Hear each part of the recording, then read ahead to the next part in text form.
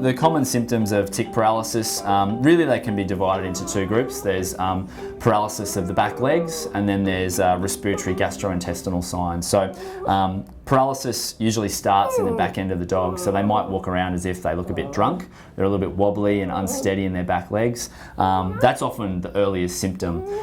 Some dogs, however, might just start vomiting. They might just be unwell, be able to walk around properly, but just start vomiting. Other dogs may develop a bit of a cough, and that can often be the first symptom. And sometimes some dogs will have a combination of wobbliness in the back legs, a little bit of vomiting and retching, and maybe a little bit of panting at the same time. And that's when we know that there's going to be a problem there, and you should seek veterinary advice straight away. As more tick poison gets absorbed into the animal system from the tick, the symptoms get worse. So the paralysis starts to move from the back end of the dog towards their head, and they might lose function of their front legs as well.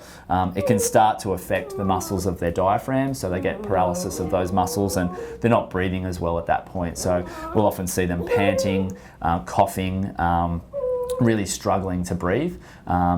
As their larynx gets paralysed, which can often happen if the tick is on their neck or on their head, you'll see a lot of dribbling, a lot of drooling. They'll have a lot of issues with being able to swallow properly as well, and they can also have a lot of issues breathing because the larynx starts to relax as it gets paralysed, and effectively it closes off that airway, and that can be a real issue for them. So basically, the things to look for at home is any wobbliness in the back legs, any inability to walk that starts in the back legs is certainly a reason to seek veterinary advice straight away.